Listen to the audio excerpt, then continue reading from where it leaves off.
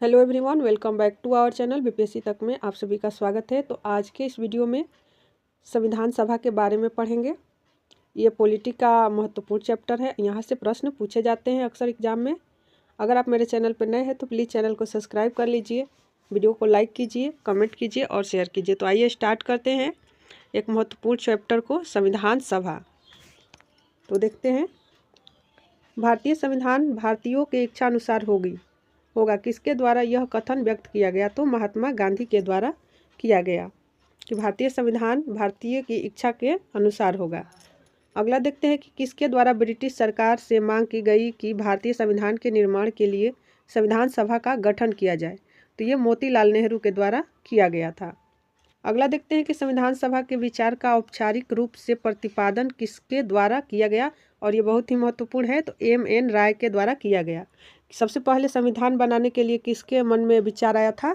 तो एम.एन. राय के मन में विचार आया था, इसलिए इन्होंने संविधान सभा पर विचार के औपचारिक रूप से प्रतिपादन किसके द्वारा किया गया? तो एम.एन. राय के द्वारा किया गया। अगला देखते हैं कि संविधान सभा को किसने मूर्त रूप प्रदान किया? तो जवाहरलाल नेहरू ने।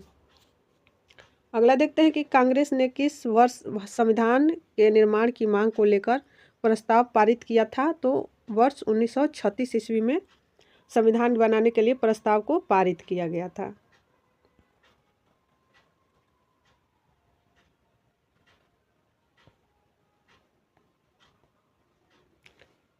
आगे देखते हैं कि किस व्यक्ति ने 1938 में वयस्क मताधिकार के आधार पर संविधान सभा के गठन की मांग की? तो जवाहरलाल नेहरू ने। आगे देखते हैं कि किस योजना के तहत वर्ष 1942 में यह स्वीकार किया गया कि भारत में एक निर्वाचित संविधान सभा का गठन होगा जो युद्धोपरांत संविधान का निर्माण करेगी? तो ये क्रिप्स मिशन योजना के तहत किया गया था।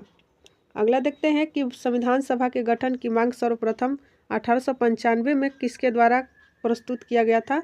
तो 1895 में कौन किया था? तो बाल गंगाधर तिलक।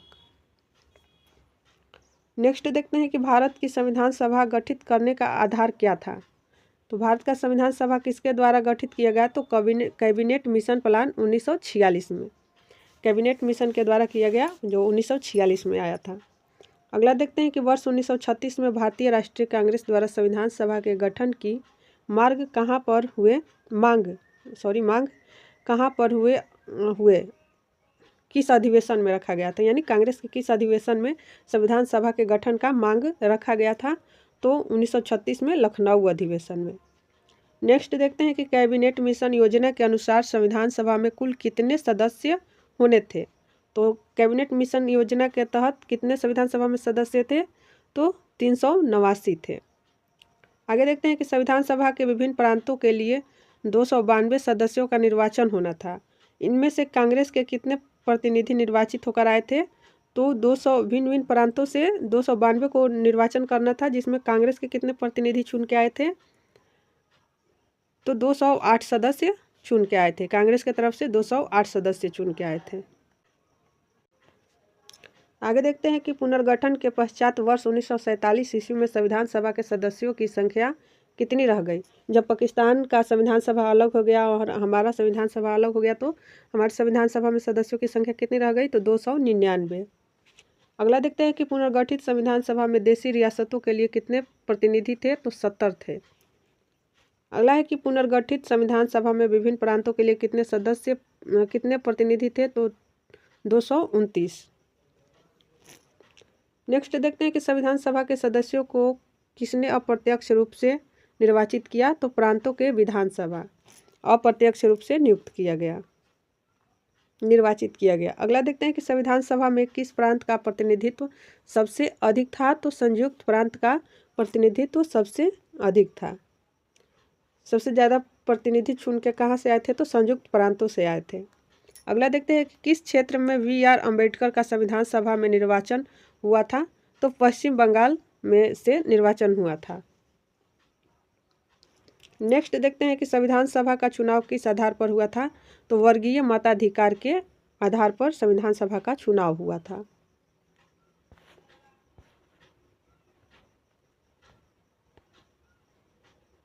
आगे देखते हैं कि भारतीय संविधान को किसने बनाया, तो संविधान सभा ने बनाया। भारतीय संविधान को किसने बनाया, तो संविधान सभा ने भारतीय संविधान को बनाया।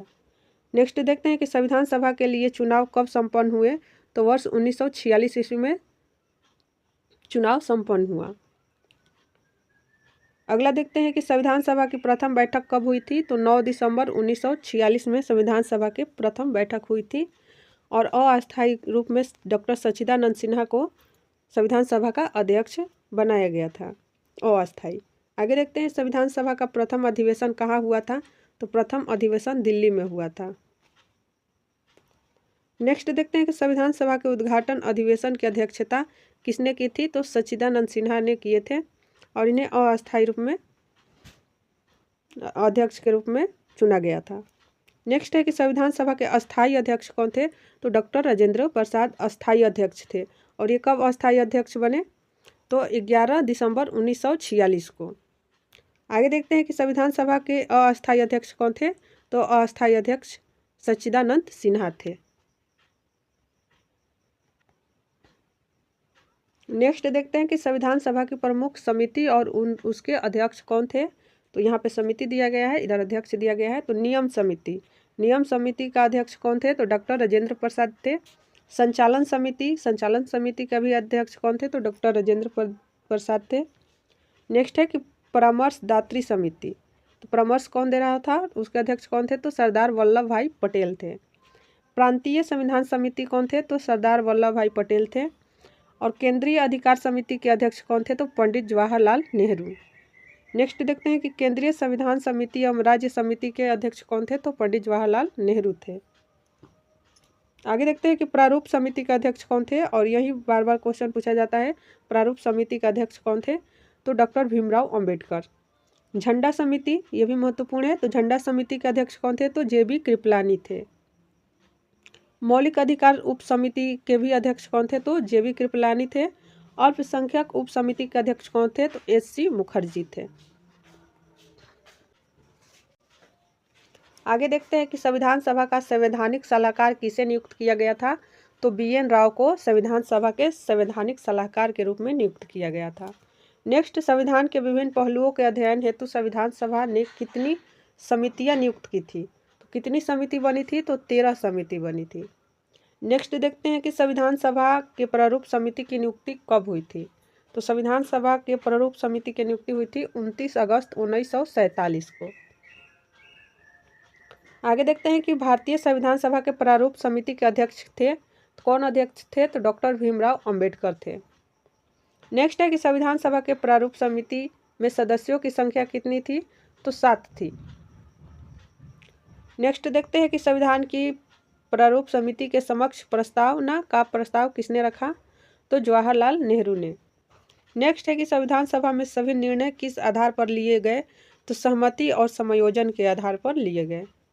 अगला है कि संविधान सभा में उद्देश्य प्रस्ताव किसने प्रस्तुत किया था, तो जवाहरलाल नेहरू के द्वारा संविधान में उद्देश्य प्रस्ताव प्रस्तुत किया गया था। और यह कब किया गया था, तो 13 दिसंबर को 1946 को किया गया था उद्देश्य प्रस्ताव।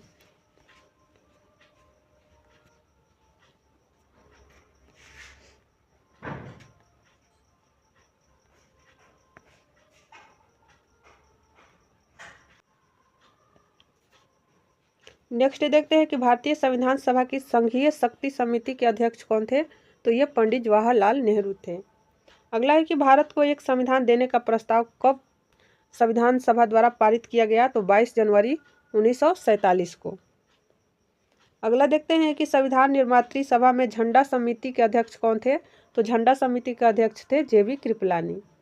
नेक्स्ट देखते हैं कि राष्ट्रीय झंडे की अभिकल्पना को भारत की संविधान सभा में कब ग्रहण किया गया था, तो जुलाई 1947 को।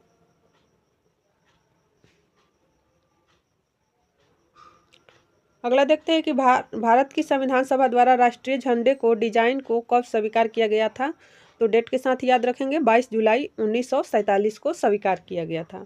अगला देखते हैं कि भारतीय संविधान को आंशिक रूप से कब लागू किया गया, तो 26 नवंबर 1949 को आंशिक रूप से भारतीय संविधान को लागू किया गया, क्योंकि 26 नवंबर 1949 को पूर्ण रूप से संविधान बनकर तैयार हो गया। तो उस दिन से कुछ नियम लागू किए गए थे। तो आंशिक रूप से कब लागू किया गया था? तो 26 नवंबर 1949 को, और इसीलिए 26 नवंबर को संविधान दिवस के रूप में भी मनाया जाता है। याद रखेंगे, 26 नवंबर को संविधान दिवस के रूप में मनाया जाता है।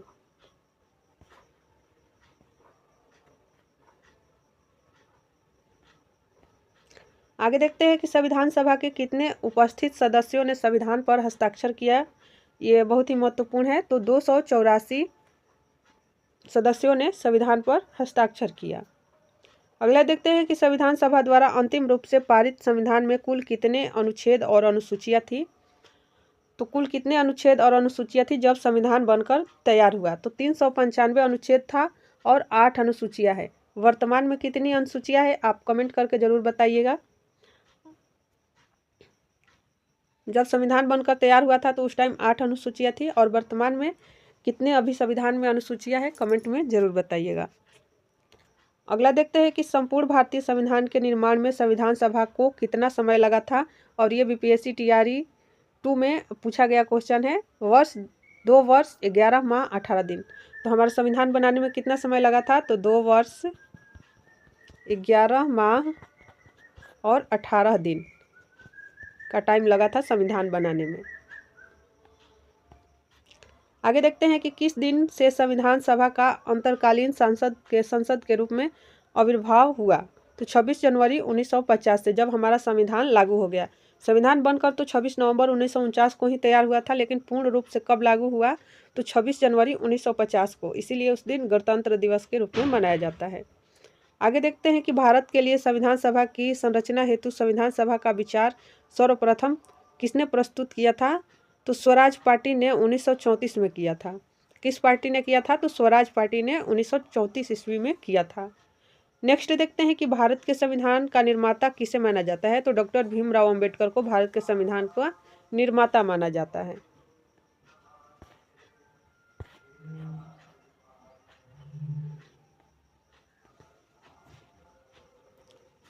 नेक्स्ट देखते हैं कि भारतीय संविधान सभा में कुल कितनी महिलाएं थी। ये VVI है, पूछा जाता है महिला कितनी थी। भारतीय संविधान सभा में कुल कितनी महिला थी? तो 15 महिला थी। आगे देखते हैं कि संविधान सभा में किस देशी रियासत के प्रतिनिधि ने भाग नहीं लिया था। तो ये हैदराबाद के प्रतिनिधि भाग नहीं लिए थे। हैदराबाद से कोई हमारे संविधान सभा में भाग नहीं लिया था। तो कैसा लगा आज का ये वीडियो? अगर वीडियो अच्छा लगा हो तो प्लीज़ लाइक कीजिएगा, ताकि हमें मोटिवेशन मिले और सारे वीडियो हम बना के लाए आपके लिए। तो लाइक कीजिएगा, कमेंट कीजिएगा और शेयर करना मत भूलिएगा। इसके बाद देखेंगे, कल पढ़ेंगे संविधान की प्रस्तावना, विशेषता एवं स्रोत एवं भाग। ये सारे कल पढ़ेंगे।